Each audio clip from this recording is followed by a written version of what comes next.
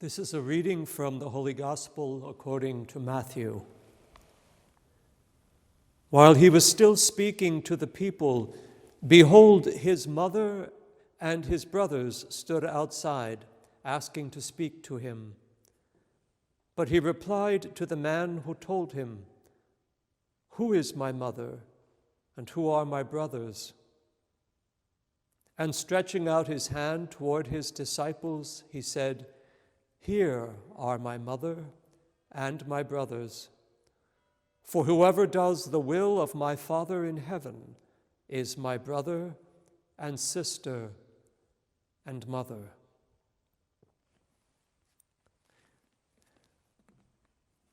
There are relatively few passages in the Gospel that refer directly to Mary, and we find them mainly in the Gospel of St. Luke, commonly referred to as the infancy narratives, and also we find them in St. Matthew. Then in the Gospel of John, Mary is at the wedding feast of Cana and at the foot of the cross. Then there is the brief reference to Mary that we just heard. "Your mother and brothers are outside wanting to speak with you." And Jesus asks the question, "Who is my mother? And who are my brothers and my sisters?" When we look at the whole of the four Gospels, we see that Mary actually takes up very little written space. But I would like to offer an understanding of Mary's perpetual presence throughout all of the Gospels.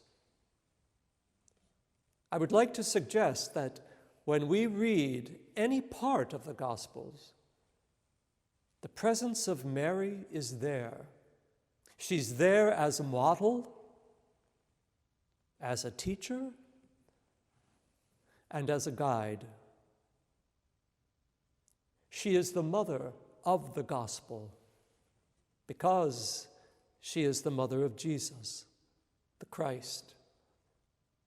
And the Gospel is not just the good news, it's the good news of Jesus Christ.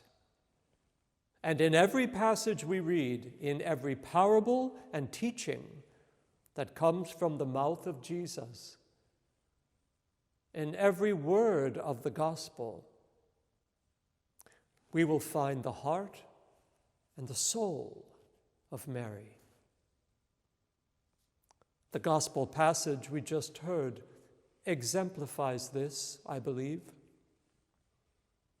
"Whoever does the will of God is my mother and sister and brother."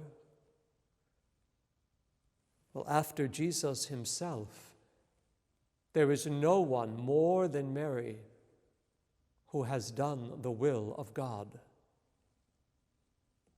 She is our model of the truest Christian life, for in every fiber of her being, she exemplifies a life given solely to God in Jesus Christ.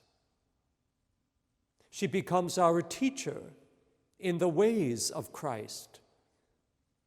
For by her life, she has already explained what it is being asked of every one of us, his followers. The willingness to say yes to everything that is of God. And she is our guide, for she unerringly points the way by and through the purity of her wisdom to a deeper understanding of the great mystery of God that is given to us in Jesus, her Son. Our life is a journey unto the very heart of God. And that journey is formed and fashioned by the words of the gospel of Christ. that Word of God is never more alive and visible to us than as it is lived in Mary. And she desires that the words of her Son come to live and breathe within every one of her children. There's another passage in the Gospel of Luke. We hear Jesus say, "To those who have been given much, much will be expected. And to those who have been entrusted with more, even more will be demanded of them." Well, these are very sobering words. And we must ask ourselves, well, what have I been given? Have I been given much? Or have I been given more? Jesus does make a distinction between the two. And the answer is really quite simple. As children of Mary, we have been given not just much and not just more. We have been given everything.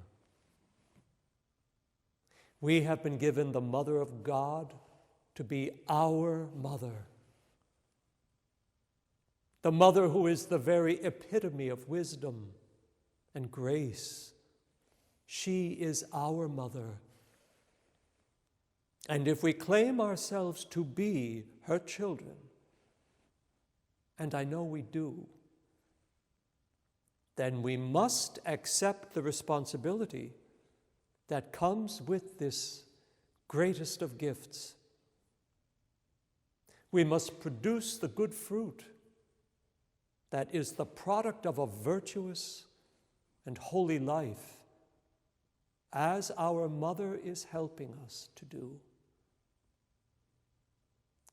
If we claim Mary as our mother and our perpetual help, then we have no reason to fear. No reason to fear that perhaps we will lose our way on the path of holiness. Remember, she's not a mother who lets go of the hands of her children. She will always lead us along the pathway of righteousness and truth. She is our supreme model, teacher, and guide in our call to live out the gospel message of her Son. She is our mother, given to us by Christ, and she is his greatest treasure. Remember his words, "To those who have been given more, even more will be demanded of them." We bear a huge responsibility in this life as children of Mary who have been given everything. We bear a huge responsibility in this life to bear the light of Christ, because we have been given everything, and we have nothing to fear, for we have been given the very best of teachers, the most perfect and accurate of guides.